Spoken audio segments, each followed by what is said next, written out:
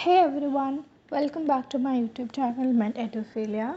So, as a continuation of the most interesting chapter, breathing and exchange of gas, let's move on to the next topic of discussion, which is exchange of gases. So, to understand this topic, you have to understand these two pictures. So, these two pictures, if you understand, then your job becomes very easy, right? So, where does exchange of gases happen? We have seen the two zones, the respiratory zone as well as the conducting zone. So, it is in the respiratory zones, the alveoli, they are the primary sites of gaseous exchange. And the principle behind the exchange of gases is simple diffusion, which is based on pressure gradient or concentration gradient. So, simple diffusion is dependent on a number of factors, okay, which is defined by the Fick's law or the Fick's principle. This again you will learn in first year MBBS, but again to remember the factors that affect the diffusion of gases, you need to know this law. So, according to the Fick's law, the diffusion of gases is directly proportional to the concentration gradient, the solubility of the gases, and inversely proportional to the thickness of the respiratory membranes that is involved in diffusion, and is also directly proportional to the partial pressure. It is proportional to the surface area of exchange that is available, and so on. Okay. So, here I mentioned a word, partial pressure.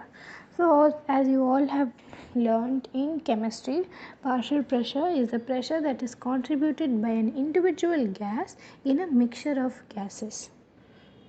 So, the representation of partial pressure again is important. It is represented as small p followed by the chemical representation of the gas. So, here you are required to know the values of the partial pressures of oxygen and carbon dioxide at different parts, that is alveoli, blood, oxygenated blood, deoxygenated blood, tissue, the inspired air or the atmospheric air, as well as the expired air. So, you need to remember the values. So, one thing that you have to remember is that, so I'll give you a few hints as to how you can remember these values. So, let's take oxygen, okay. So, oxygen takes the minimum value in deoxygenated blood as well as tissue. So, the values of partial pressures of oxygen and carbon dioxide, they are going to be the same in deoxygenated blood as well as tissues, which is 40, 45 and 40, 45. The maximum value of partial pressure of oxygen is in the alveoli, okay, because that is rich in oxygen, isn't it? So, that is going to be 104 and followed by oxygenated blood, which is 95 millimeters of mercury, whereas the atmospheric air, oxygen is about 159 and the expired air contains the pressure of 116 mmHg. Talking about carbon dioxide, the partial pressure of carbon dioxide, the atmospheric air is has a partial pressure of just 0.3, okay, whereas the expired air has a partial pressure of 32. So, can you get the magnitude of difference over here? The maximum partial pressure of carbon dioxide is present in the deoxygenated blood as well as the tissues, which is about 45 mmHg, and whereas in the other places like alveoli and oxygenated blood, the partial pressure is just 40 mmHg. So, these values are important because it is according to the pressure gradient that the diffusion happens. So, as we see from these values, we can find that the gradient for oxygen is from alveoli to blood, and then from blood to tissues, because it is highest in the alveoli followed by oxygenated blood and then to tissues where it is the lowest. So, similarly, for carbon dioxide, it's right the opposite. It is going to be from the tissues where it is highest of about 45 mmHg, and then the deoxygenated blood and then the oxygenated blood and the alveoli. So this is the opposite gradient of the partial pressures of oxygen as well as carbon dioxide. So it is important to note that the solubility of carbon dioxide is 25 times greater than that of the oxygen.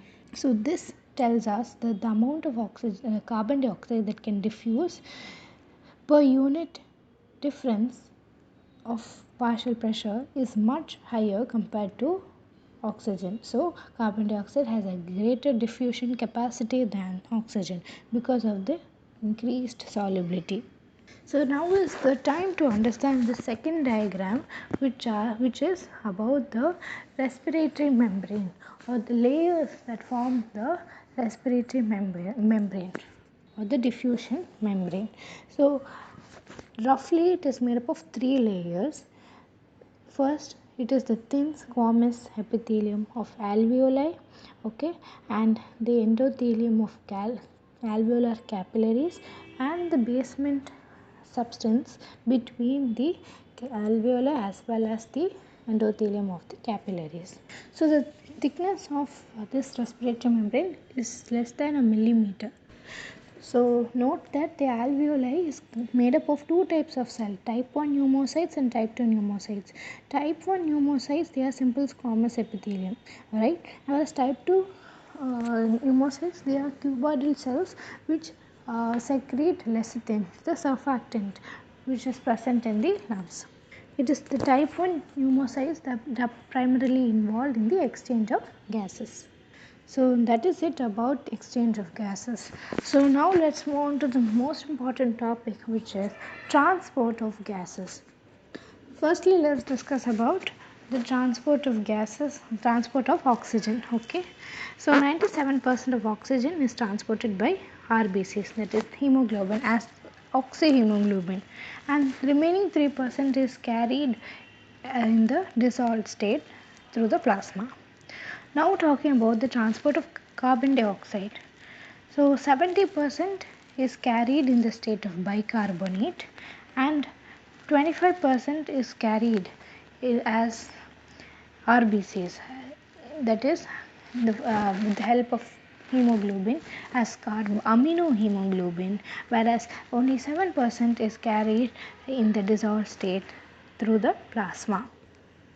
So don't get confused by the terms carbaminohemoglobin and carboxyhemoglobin.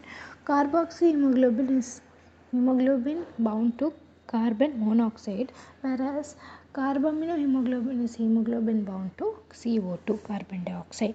So as we discuss about the transport of oxygen, we have to discuss about a very important curve, which is the oxygen dissociation curve, okay, which is a curve plotted against percentage saturation of hemoglobin with oxygen in the y-axis and partial pressure of oxygen in millimeters of mercury Hg, okay, in x-axis. So on plotting these two, we get a sigmoid shaped curve.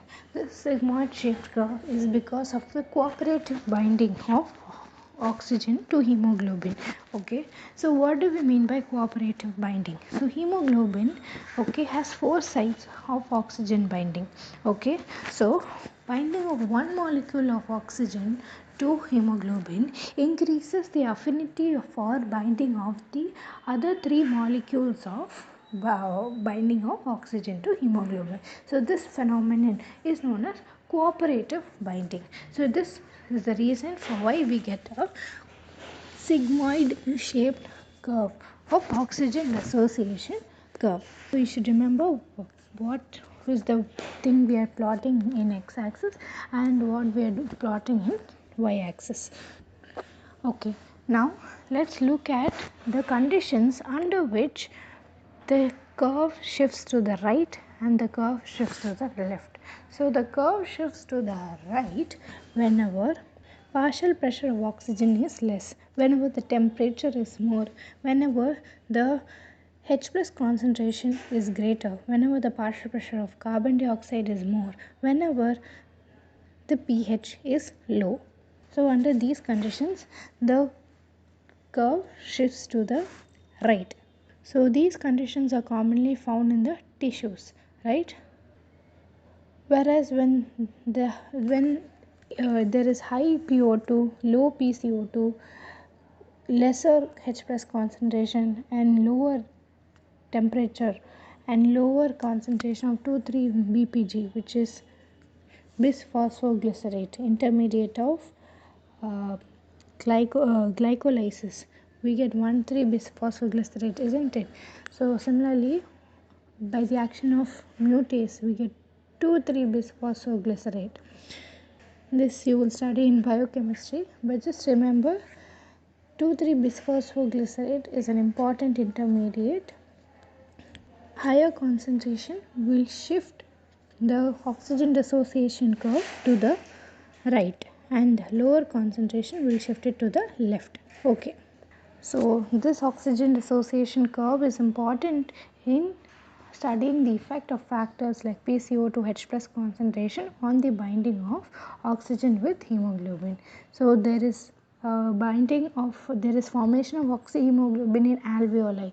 So thereby the curve shifts to the left, whereas in tissues there is formation of carboxyhemoglobin, or rather we can say there is dissociation, or there are conditions that are favorable for the dissociation of oxygen from the oxygen hemoglobin complex. So thereby this shifts the curve to the right. So note that every 100 ml of oxygenated blood delivers around 5 ml of oxygen to the tissue under normal physiological condition, that is when the tissue is at rest.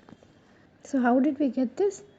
We know 100 ml of blood contains about 15 grams of oxygen, which carries 20 ml of oxygen. 15 gram of hemoglobin that carries about 20 ml of oxygen. Right. So let's look at the oxygen dissociation curve for adult hemoglobin, which is sigmoid. For fetal hemoglobin is again sigmoid, but you can see that the slope is higher. There is higher slope. This is because fetal hemoglobin has a higher affinity to oxygen than adult hemoglobin. Okay, and myoglobin, the shape of the curve is not sigmoid, it is rectangular hyperbola. This is again a little advanced concept. You can know if you wish to. So this is it about oxygen transport. Now let's talk a bit about carbon dioxide transport. Right. So RBCs contain a very high concentration of enzyme known as carbonic anhydrase. Right. But carbonic anhydrase also is present in the plasma, but the concentration of carbonic anhydrase is much higher in RBCs compared to plasma. So this catalyzes the reaction of CO2 plus H2O, giving rise to a carbonic acid, which dissociates into HCO3, that is bicarbonate ion, and H plus ion. This operates in bidirectional, in both the directions. So it is a bidirectional reaction. So both these reactions are catalyzed by carbonic anhydrase. So remember that the forward reaction occurs in tissues, whereas the backward reaction occurs in RBCs, in lungs. So note that every 100 ml of deoxygenated blood delivers 4 ml of carbon dioxide to the alveoli. What did we see? Every 100 ml of blood delivers 5 ml of oxygen to a resting tissue, whereas every 100 ml of blood delivers 4 ml of carbon dioxide to the alveoli. So this is the important data that you should keep in mind. So here, while discussing about transport of carbon dioxide, we have to discuss about two important phenomena. One is the chloride shift, or the Hamburger's phenomenon, that occurs in tissue, and the next is the reverse chloride shift, or which occurs in alveoli. So in tissues, I told you the forward reaction occurs and there is generation of H plus ion. This H plus ion is buffered by hemoglobin forming HHB, which is basically deoxyhemoglobin. Okay. Now the generated bicarbonate ion is exchanged with the chloride ion. So chloride ion moves into the RBCs, whereas H plus ion is pushed out into the plasma. So this phenomenon of coming in of chloride ions is known as chloride shift. The chloride from plasma is shifting to RBCs. So this is known as chloride shift or Hamburger's phenomenon that occurs in tissues, whereas the reverse phenomenon in which the chloride moves into the plasma and bicarbonate ions come into the RBCs, this is known as reverse chloride shift that occurs in alveoli. So there's also one more effect known as the Bohr's effect, which is the effect of carbon dioxide on the dissociation of oxygen from oxyhemoglobin. Whereas Haldane's effect is just the opposite. It is the effect of oxygen on the dissociation of carbaminohemoglobin.